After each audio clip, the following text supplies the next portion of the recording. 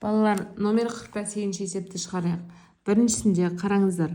Бірінші бөлшекте y-5-тің квадратын жазып қоямыз. Бөлімде екеуіне де 2 көбейтіліп тұр. Сондықтан жақшаның сыртына шығарамыз. 2 жақшаның сыртынан шыққан кезде 2y-тан 2 шыққан кезде y қалады. Плюс 12-ден 2 шыққан кезде 6 қалады. Көбейтілген екінші бөлшек y квадрат минус 36, бұл дегеніміз y минус 6, y плюс 6 болып жіктеледі. Одан кейін бөлімде 2 жақша сыртына шығады, y минус 10-нан 2 шыққан кезде 5 болады. Тең, ықшамдаймыз. Қараңыздар, қысқаратындарын қараймыз. y плюс 6 мен y плюс 6 қысқарады. Одан кейін y минус 5 пен y минус 5 квадраттың біреуі кетеді. Яғни y минус 5 қысқарады. 2-нің біреуі кеткен кезде өзі қалады. Сонда қараңыздар, бөлімінде 4, алымында y минус 5, y минус 6 болады. Яғни бөлімінде 4 болған кезде 4-ті алдына шығаруға болады. Яғни 4-тен 1, y минус 5, y минус 6 деп шығарамыз. Балалар, екіншісін шығарайық. Қараңыздар, бірінші бөлшектің алымын жазып қоямыз. a плюс 3-тің квадратын жазып қоямыз. Бөлімде 2x минус 4-тен 2 жақша сыртына шығады. 2x-тен 2 шыққан кезде x қалады. Минус 4-тен 2 шыққан кезде 2 қалады. Көбейтілген екінші бөлшектің алымын қараңыздар. x квадрат минус 4 бұл жіктеледі. x минус 2, x плюс 2 болып жіктеледі. Одан кейін 3a плюс 9-нан 3 жақша сыртына шығады.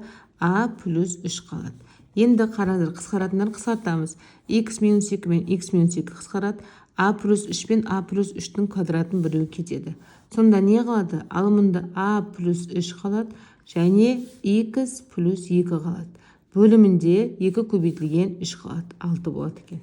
Түсіндік па? Үшіншісінде бірінші. Қараңыздар балалар, a квадрат плюс 2v-сіні жазып қоямыз. Бөлімде v плюс 3-ті жазып қоямыз. Көбейтілген екінші бөлшекте бірінші алымынан 5 жақша сыртына шығады. 5v-дан 5 шыққан кезде v қалады. Плюс 15-тен 5 шығып кеткен кезде 3 қалады. Бөлімінде v квадрат минус 4c квадрат жазып қоямыз. Қысқаратындар қысқартамыз. v плюс 3 пен v плюс 3 қысқарады. Қалғандар қысқармайды. Сонда бөлімінде v квадрат минус 4c квадрат қалады. Алымында 5 көбейтілген a квадрат плюс 2v-с қалады екен. Түсіндік па? Балалар, төртіншісін шығарайық. Бірінші бөлшектің алымын жіктейміз. a квадрат минус 1 қалай жіктеледі? a минус 1, a плюс 1 болып жіктеледі. Бөлімде a минус v-ны жазып қоямыз. Көбейтілген екінші бөлшекте алымында 7 жақша сыртына шығады. Сол кезде a минус v қалады. Бөлімінде a жақша сыртына шығады. Сонда a квадраттан 1a кетіп қалған кезде a-ның өзі қалады. Плюс a шығып кеткен кезде a-ның орнында 1 қалады. Енді тең, қысқаратындар қысқартамыз. a плюс 1 мен a плюс 1 қысқарады. a минус v мен a минус v қысқарады.